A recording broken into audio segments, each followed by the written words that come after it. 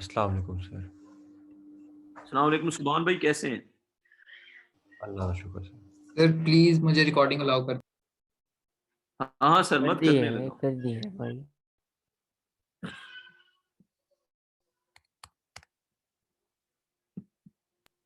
नहीं हुई। सरमत अभी जो है ना, कैम्ब्रिज वाले इम्तिहान तो पक्का लेने लगे हैं और बच्चों ने जब खोल लेना पास पेपर, मजा बड़ा आना है। Length of a Hall probe, length of a Hall probe होगी, it is length of side. Sir आप तो कहते हैं कि जिसने मुझसे पढ़ा तो पॉसिबल ही नहीं है कि तो पास बेटा मैं पेपर अपने खोले। मैं मेरा सेंटेंस तुमने गौर से सुना नहीं है। मैं तो वो जिस तरह मछली वो को जो वो डाला नहीं होता, कांटा डाला होता है, वो जाल डाला होता है मछली पकड़ने के लिए, मैं तो वो वाला शिकारी बना हुआ हूं ना। तो मेरा पॉइंट समझ नहीं रहे। ठीक है, मैं जो पॉइंट कह रहा हूँ तुमने नहीं समझा। समझ गया। अभी पता है होगा क्या, मेरी जी। बात सुनो।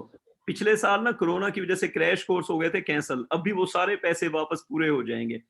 अभी सर जब तो बच्चों ने अभी पास पेपर बच्चे खोले ना तो अभी भी सब, आ रहे हैं आपके पास? ओए होए अप्रैल में तो रश लगना है, यही तो सारी थ्योरी है, यही तो अच्छा, मैं उसको बता रहा अक्टूबर था। के लिए फिर होंगे। नहीं नहीं नहीं नहीं, अभी बच्चे जो मई वाला एग्जाम है अच्छा उसके लिए अकेडमी में भर जाएंगे, अभी बच्चे पैनिक होंगे, अभी देखना जरा। अल्लाह ए, ना करे, लेकिन पता है होना क्या है अभी। जब बच्चे खोलेंगे ना पास पेपर और उन्होंने अगर फर्ज करो सही तरह से नहीं पढ़ा हुआ, तो उनको फिर ट्रबल फेस होगी। फिर वो रोक करेंगे ट्यूटर्स का, अकेडमीज का, ये वो अभी भी सर, तुम देखना सर जरा। एक महीने में क्या पढ़ेंगे वो?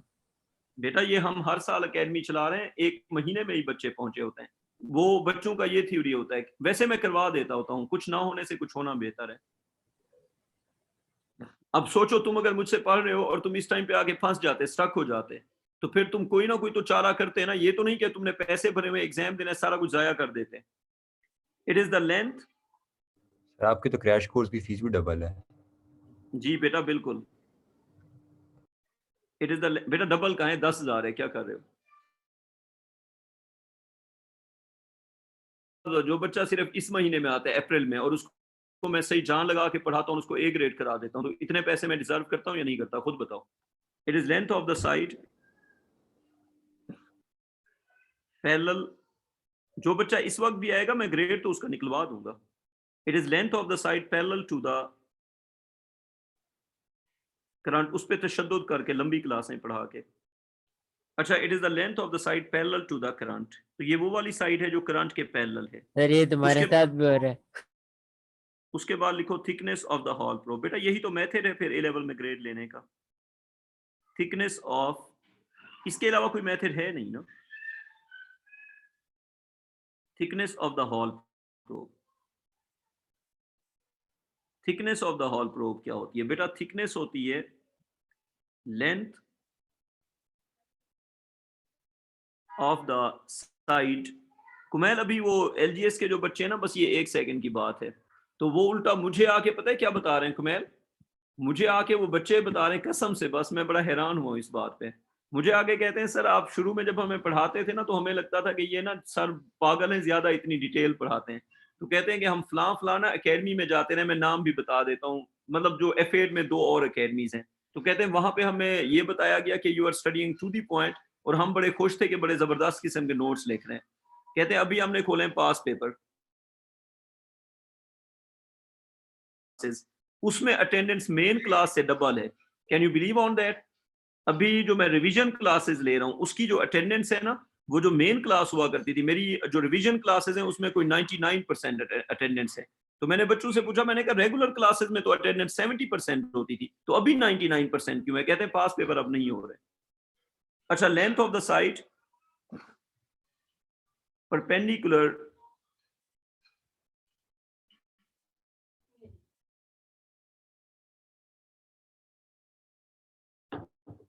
The plane of the probe. ठीक है बेरियान? तो जो side plane of the probe के परपेंडिकुलर होती है उसकी लेंथ को हम क्या कहते हैं? थिकनेस कहते हैं। सर तो थिकनेस की वो, हाँ बताओ। ये अब सिलेबस जो है वो आपने कहा था कि 10 अप्रैल तक वो टॉपिकल करनी है, उसके बाद पास पेपर करने हैं। मैंने अभी पास पेपर को हाथ नहीं लगाया, मैं टॉपिकल ही ठीक कर है, रहा हूँ। कोई तो मसला नहीं है। तो तो ये बेटा 10 टॉप, अप्रैल तक एक ये मिनट एक मिनट, एक मिनट मेरी बात तो सुन लो। टॉपिकल में अरेबिक लिखी हुई है, वो भी तो पास पेपर सर के सवाल है, क्या नहीं पागलों वाली सर, बात कर पास रहे हो? पेपर प्रैक्टिस करेंगे तो टाइम डेवलप होगा ना, टाइम मैनेजमेंट। बेटा सब कुछ हो जाएगा, आप टेंशन ना लो, आप अभी मुझे पढ़ाने दो। सर आपके पढ़ाने का तरीका बहुत अच्छा है, मसला ये कि आप वो समझ के करना पड़ता है क्वेश्चन को, और समझने में देर बेटा लगती है। बेटा सब कुछ हो जाएगा, अभी मुझे पढ़ाने दो। जिसने टॉपिकल किए होते हैं ना, उससे पूरे पेपर भी इजीली हो जाते हैं। अच्छा, width of the Hall probe. Width of the Hall probe जो है वो होता है लेंथ ऑफ द साइड। 10 अप्रैल के बाद करने हैं पूरे पेपर, ये मैं अभी भी कह रहा हूँ। सर वैसे टॉपिकल बेहतर है, ईयरली बेहतर है? टॉपिकल बेहतर है, 10 अप्रैल और तक सर जी टॉपिक। P5 का क्या करेंगे, आप करवाएंगे कि गोली देंगे? मैं करवाऊंगा। अच्छा, लेंथ ऑफ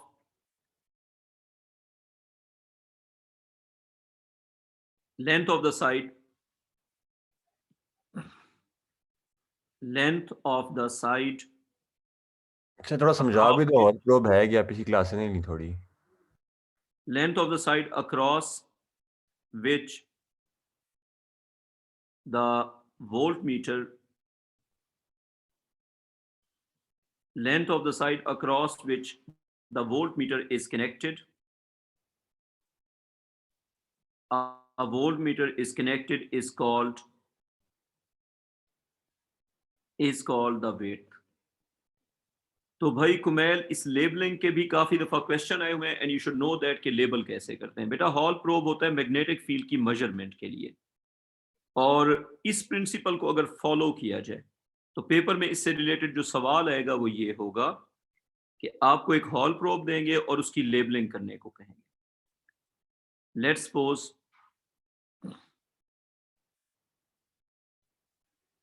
ये है जी एक हॉल प्रोब,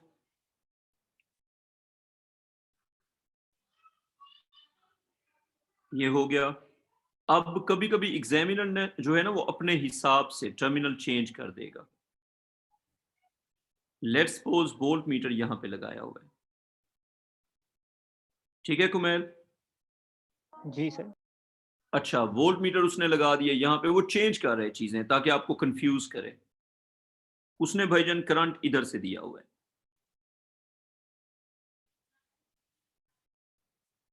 ये उसने करंट शो किया हुआ है, ठीक है भाई कुमैल? जी। अच्छा, करंट उसने यहां से गुजारा हुआ है और उसने जी आपको ये करंट हो गया। अच्छा, अब आपने इस हॉल प्रोब में करना क्या है? मार्क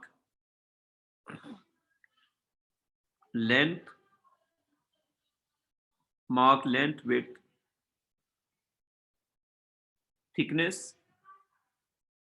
ये काफी दफा सवाल आया हुआ है। And the plane of the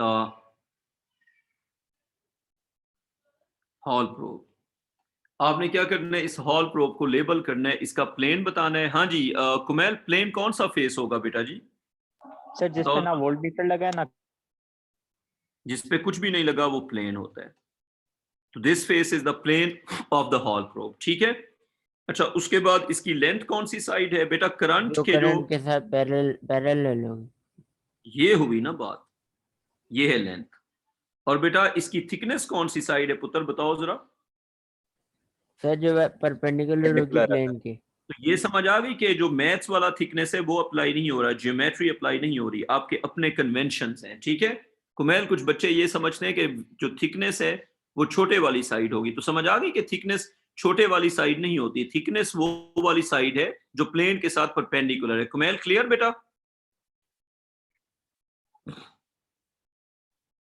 अच्छा बच्चों, अब आगे देखो, थिकनेस ये क्या है होता इसमें है। सर? हाँ जी सुभान।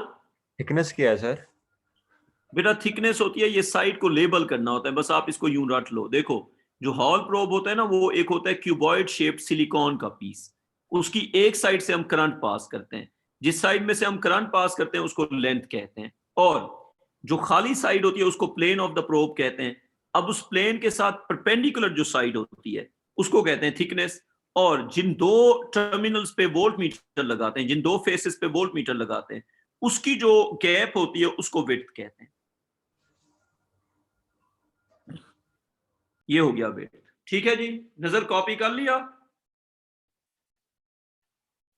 नजर हाँ भाई जी सर, कॉपी हो हो गया गया? कॉपी। जी ठीक जी है, सर, हो परेशान नहीं गया। होना, आखिर में समझ आ जाएगा, थोड़ा सा वेट करना है। सुभान और ओके नजर सर, थोड़ा सा वेट करोगे, समझ आ जाएगी। अच्छा, अब यहां तक अगर कॉपी कर लिया, अब मैं नेक्स्ट पेज पे मूव कर रहा हूँ। ये चले मैं इसी पेज पे आगे लिखता हूँ। अब एक सवाल पूछेगा आपसे एग्जामिनर, वो आपने करना होगा आंसर, और वो होगा कि जो हॉल प्रोब है उसके अंदर हॉल वोल्टेज का फार्मूला क्या होना चाहिए। तो उस पे हम आते हैं। उसके मैं कुछ छोटे मोटे पहले सवाल पूछूंगा। एक क्वेश्चन लिखें, पहला part, what is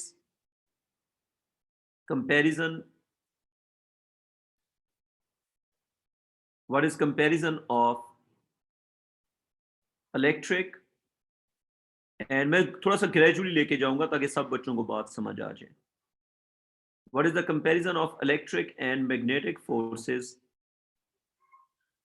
on electrons constituting current? Ryan, in other words, free electrons. So, what is comparison of electric and magnetic force?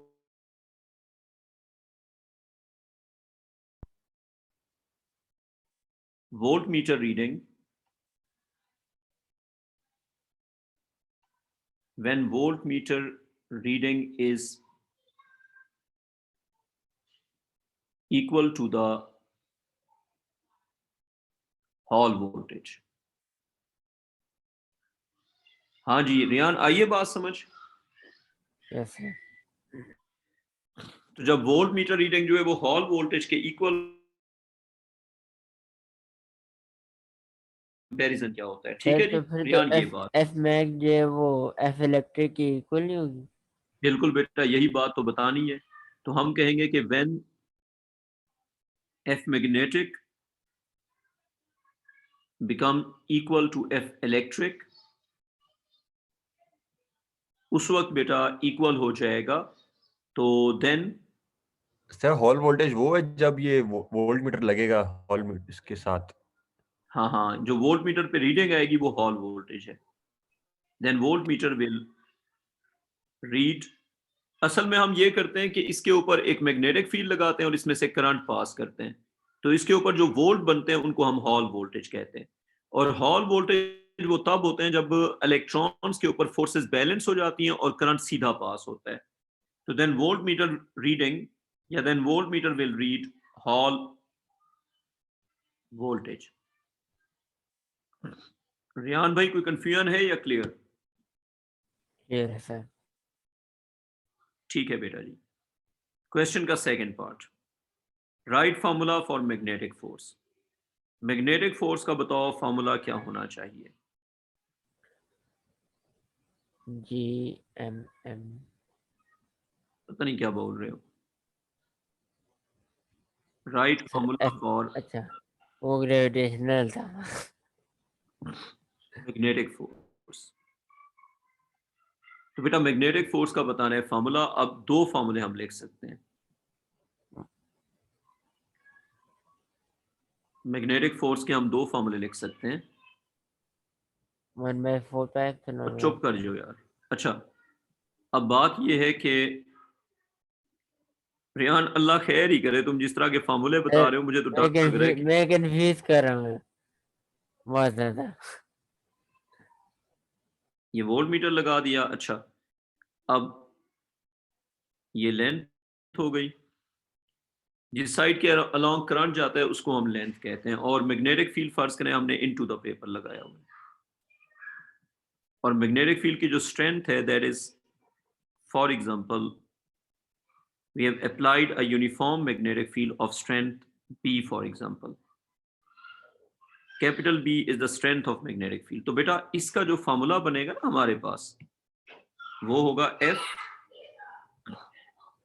Magnetic is equal to, या तो हम लिखेंगे BIL, और एंगल तो है ही 90। ठीक है। या फिर अगर हम इंडिविजुअल इलेक्ट्रॉन्स की बात करेंगे तो B क्यू और इलेक्ट्रॉन्स की जो स्पीड होती है ना कंडक्टर में से, उसको वी ड्रिफ्ट कहते हैं, और साइन ऑफ 90।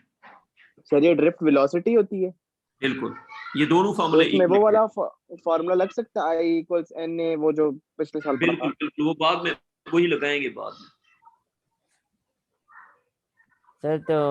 में वो ये लगाएंगे। ओवरऑल एफ मैग्नेटिक है और ये एक इलेक्ट्रॉन की। एक ही बात है, आप दोनों में से जो मर्जी यूज कर लो, लेकिन अगर आप स्मॉलर क्यू को पूरा ओवरऑल चार्ज समझ लो तो फिर ये ओवरऑल फोर्स हो जाएगी, कोई मसला नहीं है। तो बहरहाल दोनों में से जो फार्मूला आपने यूज करना है आपकी मर्जी है, ठीक है। वैसे अगर आप देखें, मुझे एक बात बताओ, फर्स्ट पार्ट में हमने ये नहीं कहा कि when forces on an electron are balance. Riyan, ये बात कही है या नहीं कही? कहा है सर। हमने देखा है कि forces on an electron are balance, तो हमें तो फोर्स चाहिए एक इलेक्ट्रॉन के लिए ना, तो हम जो दूसरा फार्मूला है वो यूज करेंगे। वैसे फर्क नहीं पड़ता, आप जो मर्जी यूज कर लो। अच्छा, अब जो है सी पार्ट पे आ जाओ, सी पार्ट पे आप आ जाओ, इसका सी पार्ट लिखो। सी पार्ट है जी,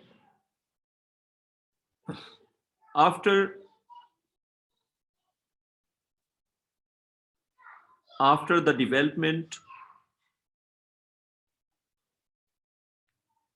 of Hall voltage,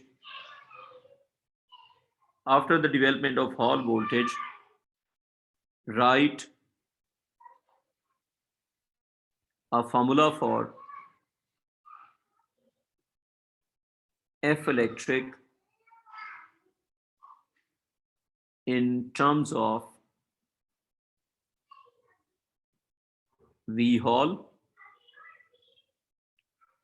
and dimensions of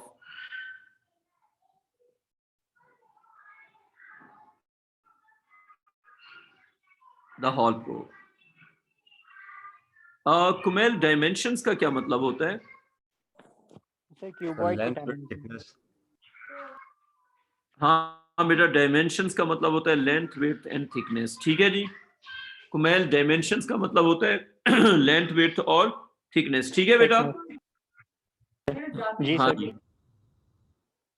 तो डायमेंशंस का मतलब होता है लेंथ, विड्थ और थिकनेस। तो आपने जी फार्मूला लिखना है इलेक्ट्रिक फोर्स का in terms of all these variables. मेरी बात सुनो, इलेक्ट्रिक फोर्स का जो बेसिक फार्मूला है जो आपने A1 में सीखा था, अगर हम उसको फॉलो करते हैं थोड़ा सा, तो बेटा A1 में आपने एक फार्मूला सीखा था इलेक्ट्रिक फील्ड स्ट्रेंथ का। देखें, F इलेक्ट्रिक जो भी हो जाए इक्वल होती है charge times electric field strength के। दो प्लेट्स हैं और उन दो प्लेट्स के इन बिटवीन पोटेंशियल डिफरेंस अगर हो फॉर एग्जांपल V, और उन दो प्लेट्स के इन बिटवीन अगर गैप या सेपरेशन हो D, सुभान क्या फार्मूला होता था इलेक्ट्रिक फील्ड स्ट्रेंथ का? सर 1/4 पाई लैम्डा। V/T। तो बेटा फार्मूला होता था V/T। ईमान बेटा, याद है आपको ये फार्मूला? Yes sir. तो बेटा अगर दो प्लेट, वो होता है potential difference over separation between the plates. तो कुमैल, तुमने इलेक्ट्रिसिटी में या इलेक्ट्रिक फील्ड में ये फार्मूला सीखा हुआ है? जी सर, सीखा मैम। तो अब अगर यही फार्मूला हम हॉल प्रोब पे अप्लाई करते हैं, रियान ये फार्मूला A1 में सीखा हुआ है या नहीं सीखा हुआ? यस सर, सीखा है। तो मेरी बात सुनो, अगर हम यही फार्मूला इस हॉल प्रोब पे अप्लाई करते हैं तो इसके ऊपर जो पोटेंशियल डिफरेंस हमें मिल रहा है वो है जी, अगर हम देखें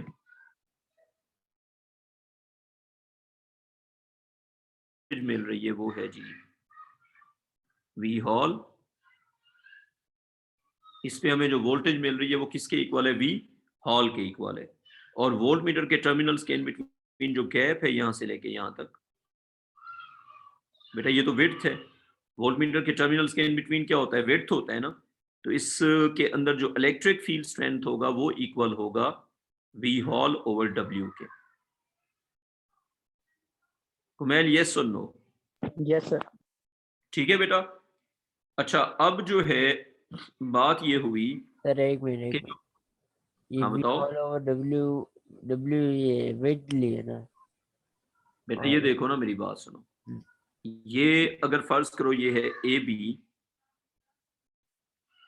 और ये है CD, तो 2D व्यू में ये प्लेट एक AB हो गई, एक प्लेट हो गई CD, और इन्हीं दो प्लेट्स के इन बिटवीन जो वोल्टेज डिवेल्प हुई है वो है V हॉल, और इनका जो गैप है जहाँ पे वोल्ट मीटर लगा हुआ है उस गैप को हम कह रहे हैं जी विड्थ या W। तो बेटा इलेक्ट्रिक फील्ड स्ट्रेंथ का जो फॉर्मूला हमें मिलेगा वो ठीक है। होगा वो V V by hall. D और V बाई हाँ, W। ठीक है, यस और नो? ठीक है सर। अच्छा, ओके। अब मेरी बात सुनो। अब अगर F इलेक्ट्रिक में हम इलेक्ट्रिक फील्ड स्ट्रेंथ की जगह उसकी वैल्यू पुट कर दें तो बेटा क्या फॉर्मूला बन जाएगा? F electric is equal to charge on electron V hall over weight. Charge of electron is a constant और बाकी क्या हो गया? V hall और dimensions। तो कुमैल समझ आई ये बात? जी सर। अच्छा बच्चों, यहां तक प्लीज कॉपी कर लो। अब इसका लिखो D part.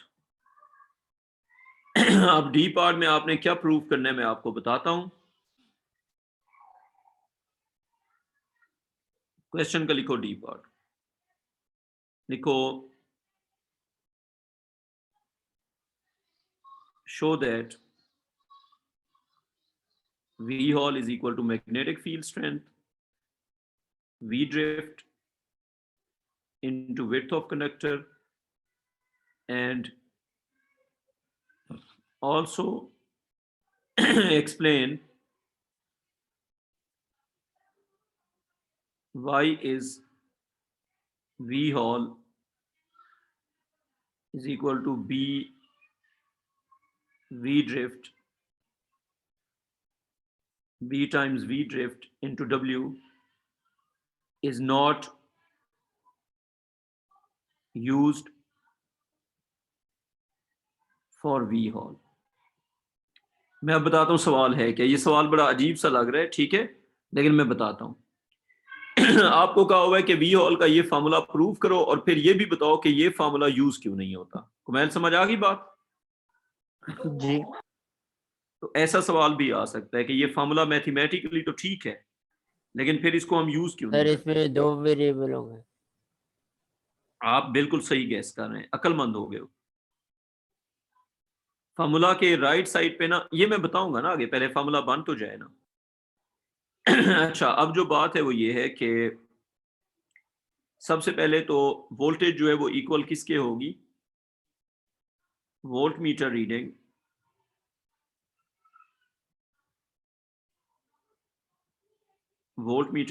is equal to V hall कब? if F electric is equal to F magnetic। ठीक? हाँ जी बच्चों, कर लिया कॉपी? Yes sir. जी सर। नजर, फिर वो हिलेक्स वाला सवाल आया हुआ आपने था ना स्पीड ऑफ इलेक्ट्रॉन बताई थी ना?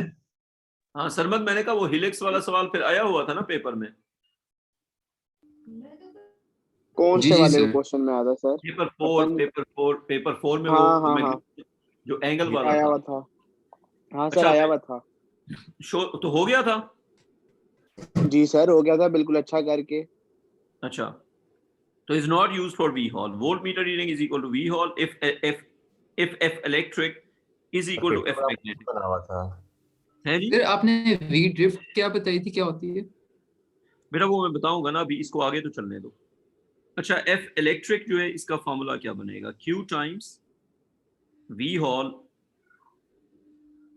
Over W। बताओ यस और नो। और इधर से BQ V drift into angle कितना है मैग्नेटिक फील्ड का और स्पीड का 90 डिग्रीज। ईमान बेटा, कॉपी हो गया यहां तक? Yes sir. अच्छा, अब आप मुझे ये बताएं कि अगर हम इस फार्मूला में सब्जेक्ट बनाते हैं किसको? अगर हम इस फार्मूला में सब्जेक्ट बनाते हैं फॉर एग्जांपल वी हॉल को, तो क्या V Hall is equal to B times V drift times W times sine of 90 तो 1 हो जाएगा। तो बेटा वी हॉल का जो फॉर्मूला यहां से बना वो है B times V drift times W। Why not this formula? Because अगर आप V ड्रिफ्ट को सब्स्टिट्यूट कर दें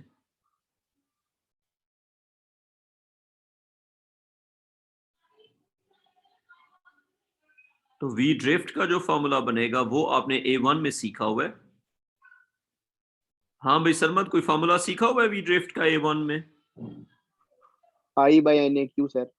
हाँ, ये देखो, ये करंट है ना, ये विड्थ, ये थिकनेस और ये लेंथ। एरिया किस साइड का लेते होते हैं? इस साइड का। तो बेटा करंट का जो फॉर्मूला हमने सीखा था वो था I इज इक्वल टू, एक मिनट, सीधा वी ड्रिफ्ट का ही लिख लेते हैं फिर। वी ड्रिफ्ट का फॉर्मूला हमने सीखा था I ओवर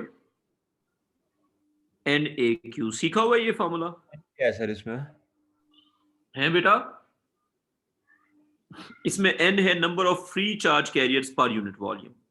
असल में वी ड्रिफ्ट का जो फॉर्मूला है, अगर वो आप एक्सप्लेन करना चाहते हैं तो वो ये है कि वी ड्रिफ्ट ओवर NAQ। अच्छा, अब इसमें I क्या है? इसमें I है करंट, इसमें N क्या है? इसमें N है पुत्र जी नंबर ऑफ चार्ज डेंसिटी है, बेसिकली नंबर ऑफ सर इसका मकसद क्या होता है? किसका? ये N का बेटा इसका मतलब होता है कि एक यूनिट वॉल्यूम में कितने फ्री इलेक्ट्रॉन्स हैं, कितने ज्यादा फ्री इलेक्ट्रॉन्स हैं। तो number of free charge carriers per unit volume. अच्छा, और इसमें जो A है वो है जी क्रॉस सेक्शन का एरिया, जो कि हमारी एग्जांपल में हो जाएगा विड्थ इनटू थिकनेस। अब बात ये है कि I over N into width into thickness into Q। क्या मैं ये कह सकता हूँ कि वी ड्रिफ्ट जो है वो वी ड्रिफ्ट है, क्या वी ड्रिफ्ट कह सकते हैं हम? तो जो वी ड्रिफ्ट है वो विड्थ पे डिपेंड करता है। तो क्योंकि वी ड्रिफ्ट विड्थ पे डिपेंड करता है, इसलिए किसी एक फार्मूला में दो वेरिएबल एक दूसरे पे डिपेंडेंट हो तो हम उसे यूज नहीं करते। फार्मूला की राइट साइड पे देखो, फार्मूला की जब हम डेरिवेशन करते हैं तो जो फार्मूला की फाइनल फॉर्म होती है उसमें राइट साइड पे सब के सब वेरिएबल्स को इंडिपेंडेंट होना चाहिए। ये फिजिक्स का प्रिंसिपल है। हाँ, मैं W कट जाएगा वो तो सही फार्मूला है। मैं तो इस फार्मूले की बात कर रहा हूँ जो अभी लिखा हुआ है हमने। मेरी बात सुनो, वो तो तुम्हें वी ड्रिफ्ट को सब्स्टिट्यूट करना पड़ेगा। पहले सवाल तो समझ लो ना, सब्स्टिट्यूट किए बगैर ये फार्मूला यूज हो सकता है? बताओ जरा, आपसे तो ये सवाल पूछा जा रहा है। नजर भाई, आप कह रहे हैं कि सब्स्टिट्यूट करके मैं W काटूंगा, आपको ये नहीं पूछा जा रहा कि आप क्या करेंगे। आपसे पूछा जा रहा है कि without substituting this formula is not valid, why. अब सवाल समझ आए? वैलिड नहीं है जो हमने पहली फॉर्म लिखी हुई है, क्योंकि वी ड्रिफ्ट जो है वो W पे डिपेंडेंट है। तो अगर दो चीजें राइट साइड पे डिपेंडेंट हो जाएं तो वो फार्मूला हम यूज नहीं करते। तो हमारा रूल ये होता है कि ऑल द क्वांटिटीज। सर ये समझ नहीं आया मुझे, कैसे डिपेंडेंट है? बेटा W को अगर तुम डबल करोगे तो वी ड्रिफ्ट हाफ हो जाएगा, W को चेंज करोगे तो वी ड्रिफ्ट चेंज होगा। तो W और वी ड्रिफ्ट दोनों साथ साथ चेंज हो रहे हैं। फार्मूला इंप्रेशन दे रहा है कि वी हॉल W पे डिपेंड करेगी, लेकिन W का इफेक्ट वी ड्रिफ्ट के साथ काउंटर हो जाएगा। तो बेटा वी ड्रिफ्ट के फार्मूले में W आ रहा है ना, और क्या डिपेंडेंस होगी? और मैं तुम्हें क्या दिखाऊं इससे ज्यादा? क्या डिपेंडेंस और चाहिए तुम्हें? सर कैंसिल नहीं हो जाएगी अगर W हाफ हो रही है, वी ड्रिफ्ट डबल हो रही है? हाँ तो ठीक है, तो यही तो बात है कि वी ड्रिफ्ट जो है वो W से काउंटर हो रही है। तो ऐसा फार्मूला हम यूज नहीं करते जहां पे दो वेरिएबल काउंटर होना शुरू हो जाए। तो ऑल द मतलब ये है कि सब, जब आप फार्मूला लिख रहे हैं ना जिस तरह B, बेटा यही बात तो मैं आपको समझा रहा हूं कि वी ड्रिफ्ट और डब्ल्यू का इफेक्ट जब काउंटर होगा, आपका फार्मूला ये इंप्रेशन दे रहा है कि डब्ल्यू के चेंज होने से वी हॉल चेंज होगा। बताओ दे रहा है या नहीं दे रहा? लेकिन जब आप डब्ल्यू को चेंज करोगे तो उल्टा वी ड्रिफ्ट चेंज होगा और वी हॉल पे इफेक्ट नहीं होगा। फार्मूला ये बता रहा है कि वी हॉल डब्ल्यू पे डिपेंड करता है, जो कि असल में नहीं करता। That is the problem. तो ऑल सही समझ आ गई मुझे ये बात। द क्वांटिटीज, बेटा जब आप इस फार्मूला हो गए जी, V Hall is equal to B times V drift times W. तो सुभान मुझे ये बताओ, ये फार्मूला ये इंप्रेशन दे नहीं रहा कि वी हॉल जो है वो विड्थ के साथ डायरेक्ट प्रोपोर्शन में, जो कि बिल्कुल गलत बात है। जब बिल्कुल लैब में जाके टेस्ट करते हैं तो डब्ल्यू के चेंज होने से वी हॉल चेंज नहीं होता। अब समझे ये बात? अब बताओ सुभान। तो सर हम ये यूज नहीं कर सकते फॉर्मूला कैलकुलेशंस में? भाई ये फार्मूला हम यूज नहीं करते ना, यही तो सवाल था। डब्ल्यू का इफेक्ट होगा, जो कि बिल्कुल नहीं होता। आप वेट को जितना मर्जी चेंज करो, उससे वी हॉल इफेक्ट ही नहीं होती। ठीक है, तो all the quantities on the right of a formula should be independent of each other। Kumail, जब भी आप कोई फार्मूला लिखते हैं तो आपको इंश्योर करना होता है कि राइट साइड पे जितनी भी क्वांटिटीज हैं वो आपस में क्या है, इंडिपेंडेंट है। कुमैल क्लियर ये बात? क्लियर है सर। तो जो आपने फार्मूला अभी लिखा हुआ है उसमें राइट वाली जो क्वांटिटीज हैं वो सब इंडिपेंडेंट नहीं है। अभी जो फार्मूला आपने लिखा हुआ है वो है V Hall V drift times W is not used as V drift changes by changing W। एक बात, and a change of width has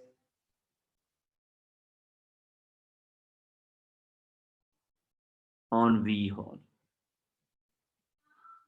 तो जो असल बात है जो मैं कर रहा हूं वो ये है कि फार्मूला तो इंप्रेशन दे रहा है कि वी हॉल जो है वो विड्थ के साथ चेंज होगी, लेकिन असल में वी हॉल जो है वो अगर आप हॉल प्रोब की विड्थ को चेंज करते हैं तो वो चेंज नहीं होती, क्योंकि इफेक्ट किस पे चला जाता है, वी ड्रिफ्ट पे चला जाता है। तो हो सकता है एग्जामिनर आपको कहे कि बताओ वी हॉल जो है वो हॉल प्रोब की विड्थ के साथ कैसे चेंज होगा, तो आप कहेंगे बिल्कुल चेंज नहीं होगा। हो सकता है एग्जामिनर आपसे कहे कि आप बताओ बाकी सब चीजें अगर कांस्टेंट हों तो ड्रिफ्ट वेलोसिटी का जो है डब्ल्यू के साथ क्या वेरिएशन होगा।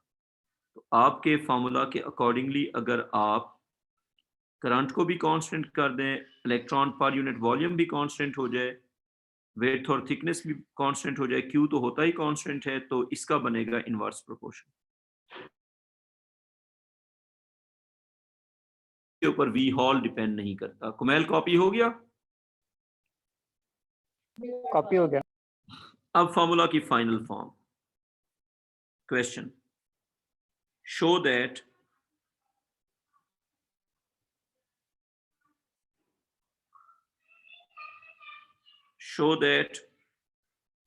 V hall is equal to BI over NTQ, where इसमें हम W कर लेंगे। जी बेटा, जी बेटा, W नहीं V ड्रिफ्ट, दोनों आपकी मर्जी है, जो मर्जी करो। अच्छा, where B is applied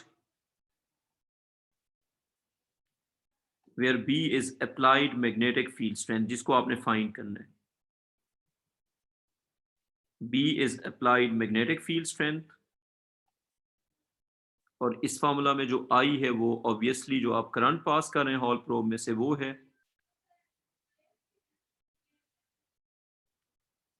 तो I है जो आप कांस्टेंट करंट पास कर रहे हैं, I है हॉल प्रोब का करंट, एन आपको पहले से पता है, टी जो है वो थिकनेस है। इससे ज़्यादा चीज़ें मुझे एक्सप्लेन करने की ज़रूरत नहीं है। अब आपका जो फाइनल स्टेप होगा वो ये होगा कि आपको मिला था V Hall is equal to B times V drift times W, and you know that V drift is equal to I over N times cross section width into thickness into charge on one charge carrier। तो अब जो बात है वो ये है कि अगर आप V drift की ये वाली वैल्यू ऊपर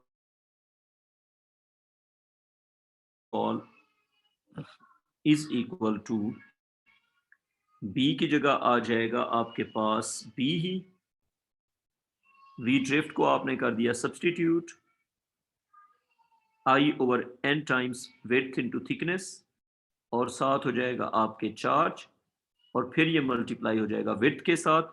हाँ जी कुमैल, विड्थ और विड्थ कैंसिल हो जाएंगे, जी सर। तो पीछे बन जाएगा V Hall is equal to B I over N T q. Sarmat ठीक बेटा? जी सर। अब ये एक अच्छा फार्मूला क्यों है सरमत, बताओ why is it a good formula? Sarmat ये अच्छा फार्मूला क्यों है, बताओ जरा। सर क्योंकि राइट साइड पे जितनी भी क्वांटिटीज हैं वो एक दूसरे से वो आपस में इंडिपेंडेंट है। डिपेंड नहीं करती। हाँ तो सर अब सिर्फ एक करंट पे आप डिपेंड कर रहा है वी हॉल, जी बेटा, सिर्फ करंट वी पे हॉल डिपेंड कर रहा है। वी हॉल जो है ना, वी हॉल जो है वो इन सब चीजों पे डिपेंड कर रहा है क्योंकि ये आपस में डिपेंडेंट है। मैं अगले पेज पे ये लिखवा देता हूँ। ठीक ईमान बेटा कॉपी हो गया यहाँ तक? Yes, sir. बेटा असल में ना ये जो फार्मूला हमने बना दिया इसमें सारी चीजें जो राइट पे हैं वो आपस में इंडिपेंडेंट हैं। तो अब हम कहेंगे कि देखो वी हॉल जो है उसका जो हमने फार्मूला बनाया वो है B I over N T Q. तो इसमें सारी चीजें इंडिपेंडेंट हैं, और अगर आप इन सब को कांस्टेंट कर दें, अगर आप इन सब को कांस्टेंट करेंगे तो क्या बन जाएगा? तो हॉल वोल्टेज है उसका डायरेक्ट प्रोपोर्शन बन जाएगा किसके साथ? अप्लाइड मैग्नेटिक फील्ड स्ट्रेंथ के साथ। ठीक है जी। अच्छा अब दो टॉपिक्स हैं हॉल प्रोब के जो हमने कल करने हैं, उसके बाद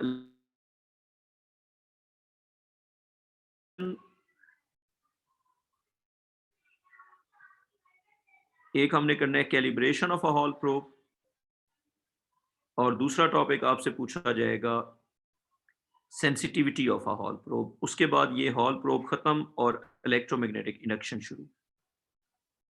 कुमैल कॉपी हो, सलमत कॉपी हो गया बेटा? जी सर। यहां से आगे बच्चों हम कल कंटिन्यू कर